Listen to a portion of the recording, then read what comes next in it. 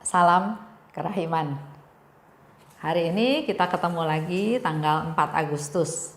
Kita akan baca dari diary nomor 138. Kita mulai dengan doa pembukaan. Dalam nama Bapa dan Putra dan Roh Kudus. Amin.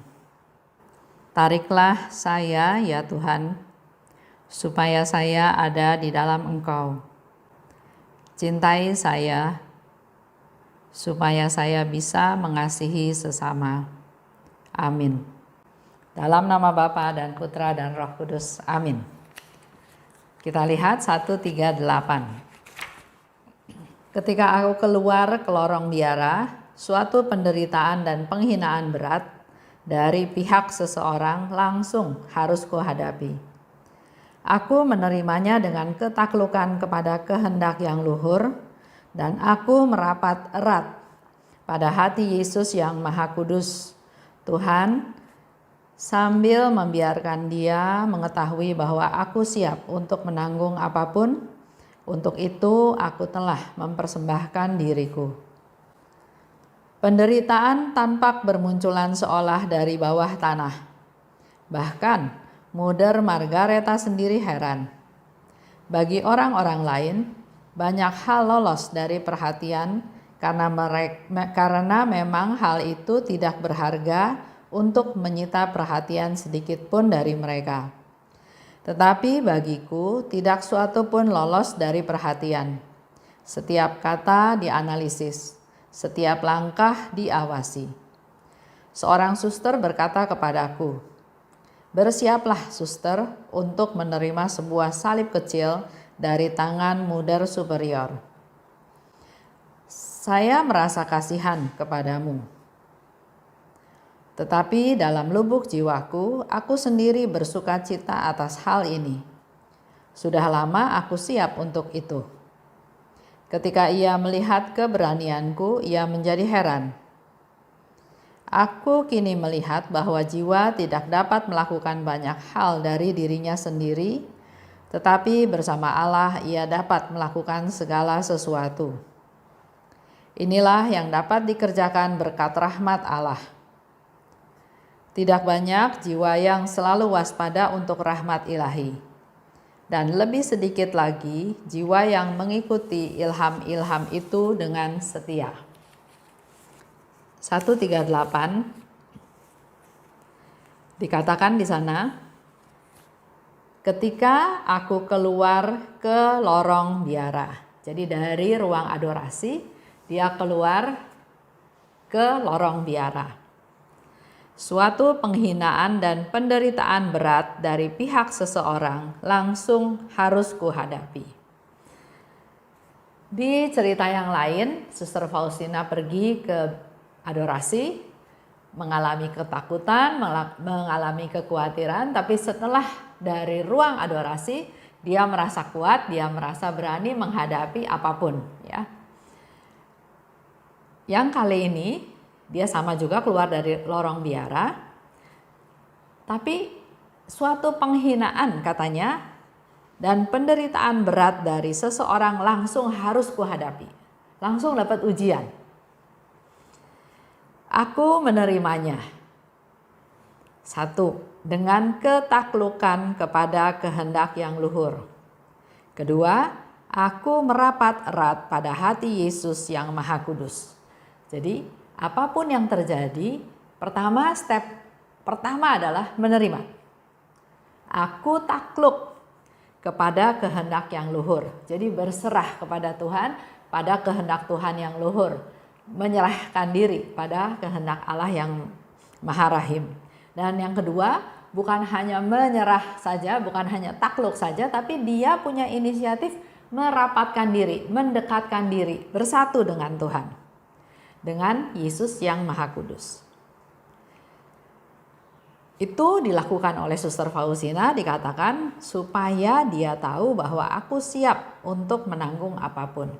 Jadi ada suster yang seolah-olah menakut-nakuti, kamu bakal pikul salib kecil loh dari Mother Superior. Tapi Suster Faustina menanggapinya bukan dengan khawatir, dengan rasa takut, tapi dengan suatu keberanian. Dia menunjukkan bahwa iya, saya siap.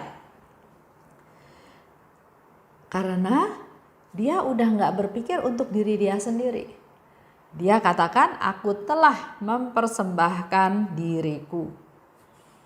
Jadi terserah apa yang terjadi padaku, terserah Tuhan. Saya menyerahkan diri pada Tuhan, saya berserah pada Tuhan, saya mengandalkan Tuhan, saya merapat erat dengan Tuhan, terserah. Jadi dia udah nggak perlu takut lagi, nggak perlu merasa khawatir lagi. Di situ dia menyerahkan dirinya sebagai korban, kalau memang harus mengalami penderitaan. Dan juga dia mau bilang bahwa ini bukan saya lagi, saya punyanya Tuhan. Saya sudah berserah pada Tuhan, saya sudah mengandalkan Tuhan. Jadi saya nggak perlu takut karena ini bukan saya lagi, semuanya saya serahkan kepada Tuhan. Dikatakan ya oleh suster tadi, bersiaplah untuk menerima salib kecil dari Mother Superior. Dan suster itu bilang seolah-olah dia iba, saya merasa kasihan padamu. Sering ya dalam hidup kita sehari-hari juga kita mengalami simpati orang, tapi bukan menguatkan kita, malah melemahkan kita. Contoh, saya pernah kerja dulu di salah satu bank ya, mungkin sudah pernah dengar juga ceritanya. Pada saat kenaikan gaji, saya nggak naik gajinya dengan alasan range pangkat saya itu sudah nggak ada lagi. Berdasarkan pangkat saya, gaji saya sekarang itu sudah yang paling tinggi. Jadi untuk naik gaji, range saya harus dibuka lagi atau pangkat saya harus ditambah, dinaikkan lagi, dipromosi. Karena statusnya saya dengan jabatan tersebut, otomatis bagian HRD juga dia ikut aturan, nggak bisa naik, walaupun hasil kerjanya bagus nggak bisa naik. Dan ada teman, anaknya bos bahkan bersimpati. Aduh, kasihannya Esther, saya juga nggak punya wewenang untuk merubah sistem tersebut. Ya sudahlah, kalau gitu kerjanya agak santai-santai aja, nggak usah terlalu capek, nggak usah terlalu sungguh-sungguh, karena memang perusahaan juga seolah-olah nggak men-treat saya dengan baik. Sesaat saya merasa terhibur, tapi 2 hari, 3 hari saya bilang, waduh, kalau saya kerjanya kayak gini saya rugi. Saya rugi nggak naik gaji, saya rugi kerjaan saya terbengkalai, saya rugi saya nggak dapat tambahan pengalaman atau pengetahuan dengan pekerjaan-pekerjaan yang saya harus hadapi. Begitu pula dengan cerita dari teman-teman yang lain. Pada waktu dia mengalami masalah dengan suaminya, ada teman yang memberi nasihat, udah ngapain hubungan terus sama suami kayak gitu, cerai aja. Saya kasihan sama kamu, saya prihatin sama kamu. Seolah-olah dia merasa ada yang bela. Ya, tapi hati-hati jangan kita kejeblos ke simpati orang yang enggak mendatangkan kebaikan, enggak memotivasi kita, malah membuat kita semakin jatuh. Nah, di sini juga waktu suster itu bilang, aku merasa kasihan padamu, ya. Suster Faustina dalam hati, aku bersuka cita. Karena memang aku sudah siap untuk menerima tugas ini, untuk menerima penderitaan ini. Dan sebaliknya suster itu heran, bukannya suster Faustina bersikap sedih karena mau terima salib, tapi justru Faustina menerimanya dengan sangat berani. Dan justru heran suster itu, loh kok reaksinya tidak seperti yang dia harapkan. Karena kemungkinan besar waktu dia bilang dia merasa kasihan, mungkin itu hanya di mulut, enggak sungguh-sungguh ya. Sehingga melihat suster Faustinanya berani menghadapi, malah dia yang heran. Selanjutnya, aku sadar bahwa jiwa tidak dapat melakukan banyak hal dari dirinya sendiri. Melalui satu pengalaman, kita bisa mendapatkan satu kesimpulan. Contoh lagi yang gampang ya. Ada seorang anak hidup dalam satu keluarga yang orang tuanya itu berkecukupan. Uang sekolah beres, seragam beres, mau beli ini ada uangnya, mau beli itu ada uangnya, temennya punya ini, dia bilang ke orang tuanya beliin barang tersebut. Nah, udah semakin besar, kurang lebih sudah mulai SMA, anak ini mulai berpikir, saya nggak perlu Tuhan. Karena apa yang saya butuhkan orang tua saya bisa penuhi. Jadi kalau di antara teman-teman se-SMA-nya pada ngobrol soal adanya Tuhan, dia bilang, Tuhan ada nggak ya? Menurut saya sih nggak ada. Nah terus temannya cerita, bagaimana dia merasakan bahwa Tuhan itu ada. Dia nggak pernah punya pengalaman itu. Dia nggak pernah punya pengalaman bahwa Tuhan itu ada. Karena menurut dia, apa yang saya perlu Tuhan, orang tua saya bisa kasih. Kita lihat ya. Jadi pengalaman, kesusahan, kejatuhan, kegagalan, penderitaan di mana nggak bisa diatasi oleh si orang tua. Mungkin saat itulah si anak itu belajar mengetahui bahwa ada kuasa yang lebih besar. Ada hal yang harus dia pelajari lagi. Kalau sekarang semuanya hidup nyaman, jadi dia nggak merasa, ya bukan nggak merasa ada Tuhan atau enggak ya, tapi buat dia ada Tuhan nggak ada Tuhan sama aja. Dan larinya ke arah hal-hal yang malah tidak membangun. Jadi kita perlu hati-hati. Di sini Suster Faustina bilang, aku sadar. Nah, kesadaran itu enggak seketika. Kesadaran itu terjadi melalui suatu proses di mana dia katakan jiwa tidak dapat melakukan banyak hal dari dirinya sendiri. Contoh, waktu Suster Faustina ada kekhawatiran, ada ketakutan, melihat penderitaan, waktu dipakaikan baju biara, dia lihat begitu penderitaannya luar biasa sampai dia pingsan. Tapi akhirnya dia bilang, saya bisa menanggungnya. Karena dia nggak mengandalkan diri dia sendiri. Dia punya Tuhan yang memberi penghiburan, yang memberi kekuatan. Ya, jadi di sini dikatakan, jangan sombong, jangan hanya mengandalkan diri sendiri. Saya bisa semua, kalau saya mau saya bisa. Itu juga ada satu pendapat yang salah. Karena di luar itu sebetulnya ada satu pencerahan di mana segala sesuatu yang kita punya ini bukan hebatnya kita, tapi karena Tuhan yang kasih. Talenta dari Tuhan, berkat dari Tuhan, rahmat dari Tuhan. Tapi, Suster Faustina tadi enggak titik ya. Tapi bersama Allah ia dapat melakukan segala sesuatu. Jadi kalau mengandalkan dirinya sendiri, dikatakan oleh Suster Faustina, jiwa itu nggak bisa bikin banyak hal dari dirinya sendiri. Tapi kalau bersama Allah, maka ia dapat melakukan segala sesuatu. Nggak usah takut lagi, berani menghadapi apapun bersama Allah. Kesadaran ini Suster Faustina dapat juga setelah dia melalui banyak peristiwa, banyak kesusahan. Ya, saya mau cerita sedikit.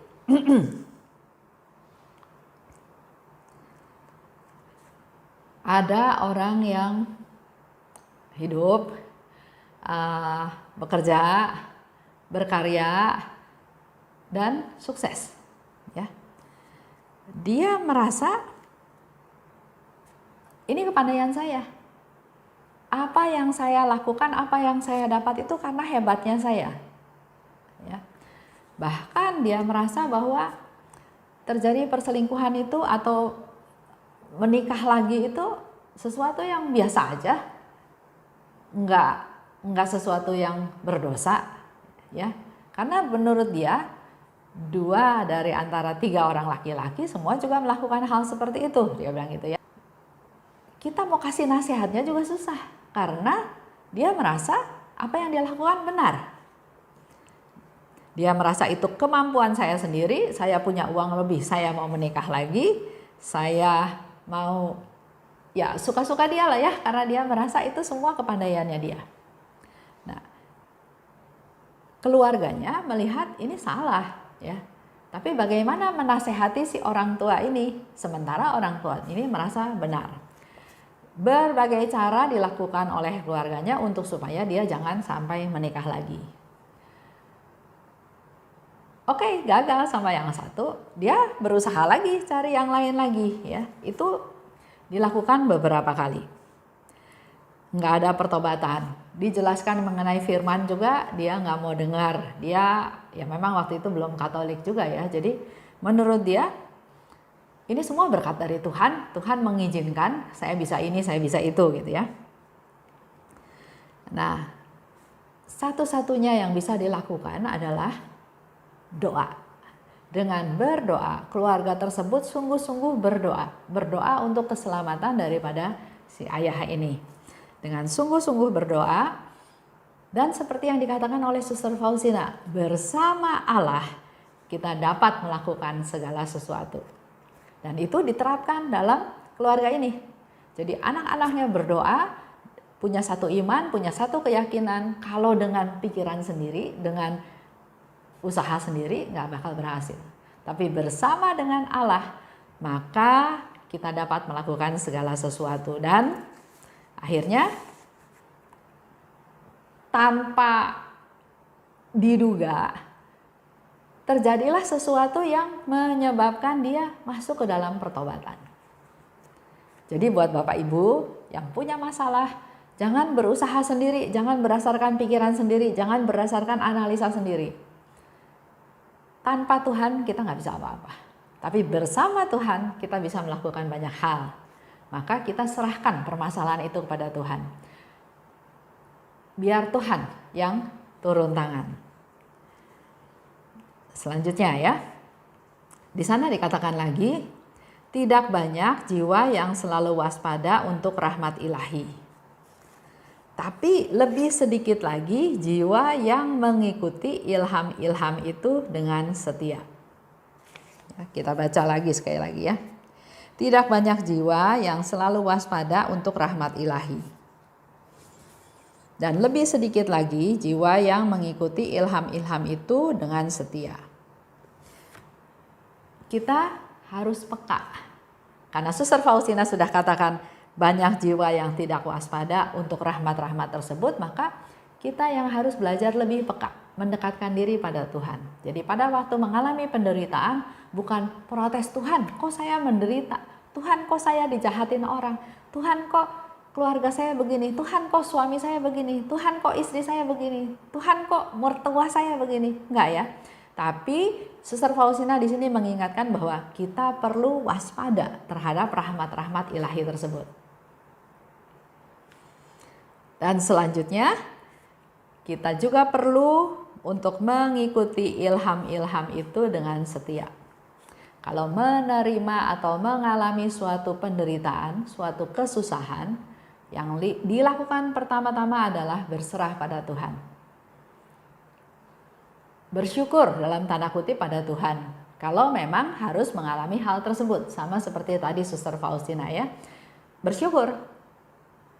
Tapi selanjutnya bukan titik bersyukur terus ngomel, terus putus asa. Tapi merapatkan diri dengan hati Yesus yang Maha Kudus.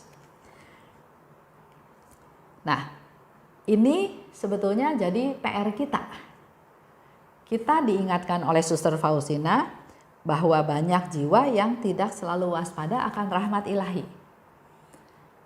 Kalau rahmat ilahi itu kita terima, dengan kita peka, dengan kita mengevaluasi, maka akan menjadi baik.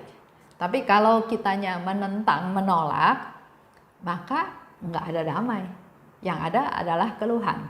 Sebaliknya juga, kalau kita melihat orang lain menerima rahmat ilahi tersebut, kita juga berempati, simpati, oke, tapi jangan melemahkan seperti sharing saya tadi ya. Oke, selanjutnya dalam cerita hari ini mau dikatakan bahwa ada banyak rahmat ilahi. Kita seringnya hanya berpikir rahmat itu adalah kesehatan, naik pangkat, dapat rezeki, banyak teman, atau ya banyak hal ya. Tapi di cerita ini kita bisa belajar bahwa rahmat ilahi dari Tuhan itu banyak. Dan sering kita menganggap itu bukan rahmat ilahi. Sekarang kita mulai belajar bahwa segala sesuatu yang dari Tuhan itu adalah rahmat ilahi. Yang kedua, kita harus membuka diri, harus peka, harus cari pencerahan dari kejadian yang terjadi. Dan yang ketiga, kita juga harus bisa melaksanakan ilham-ilham ilham-ilham itu dengan setia. Misalnya ada suatu teguran dalam hati, ya. Lakukan, jangan besok, jangan ini belum tentu dari Tuhan. Sudah dijelaskan ya beberapa waktu yang lalu. Kalau itu untuk kepentingan orang lain, apalagi untuk kepentingan orang banyak, segera lakukan, nggak usah dianalisa. Itu baik. Tapi kalau itu untuk kepentingan diri sendiri, langsung lupakan, langsung stop. Dan yang keempat juga kita perlu setia. Jangan tergoda, jangan menolak, jangan lari dari pertempuran. Karena bersama Allah kita dapat melakukan segala sesuatu, termasuk menghadapi penderitaan dan penghinaan. Itu aja untuk tanggal 4. Kita tutup dengan doa. Dalam nama Bapa dan Putra dan Roh Kudus, amin. Terima kasih Tuhan atas rahmat-Mu, atas pembahasan pada hari ini. Kami mau belajar banyak dari Suster Faustina ya Tuhan, seperti apa yang sudah dikatakan oleh beliau, bahwa sebetulnya ada banyak rahmat ilahi yang Kau curahkan untuk kami. Buatlah kami peka, buatlah kami membuka diri untuk berani menerima rahmat-rahmat ilahi tersebut. Berikanlah kami pencerahan daripada-Mu ya Tuhan, supaya kami mengerti dan dapat melaksanakan ilham-ilham ilahi yang Kau berikan. Jadikan kami orang-orang yang setia pada jalan-Mu ya Tuhan. Karena kami percaya bersama Engkau, kami dapat melakukan apapun yang Engkau kehendaki. Terima kasih Bapa, dalam nama Tuhan Yesus kami berdoa dan bersyukur. Amin.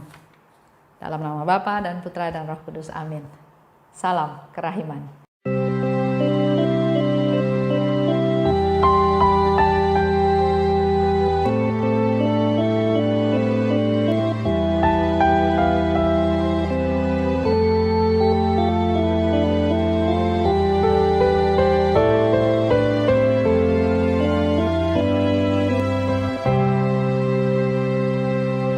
Syukur kepadamu ya Allah, karena Engkau mengelilingi hidupku dengan perhatian-Mu yang mesra dan penuh kasih. Syukur kepadamu ya Allah,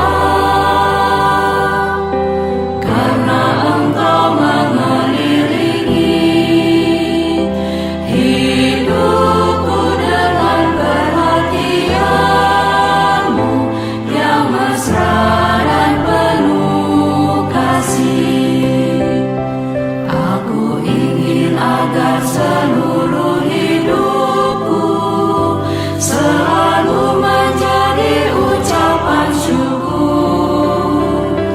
Ya Allahku, kepadamu ku serahkan seluruh jiwa dan ragaku ini.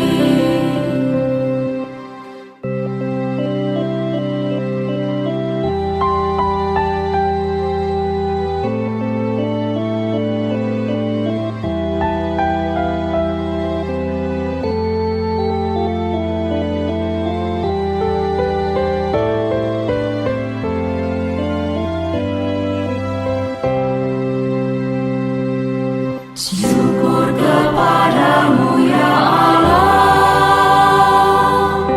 karena Engkau mengelilingi hidupku dengan perhatian-Mu yang mesra dan penuh kasih. Syukur kepadamu ya Allah,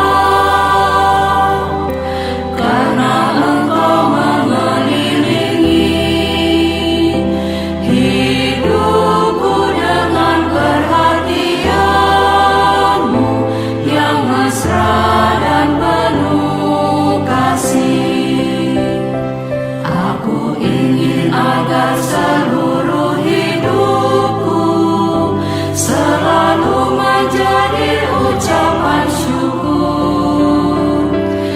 Allahku, kepadamu ku serahkan seluruh jiwa dan ragaku ini. Syukur kepadamu ya Allah.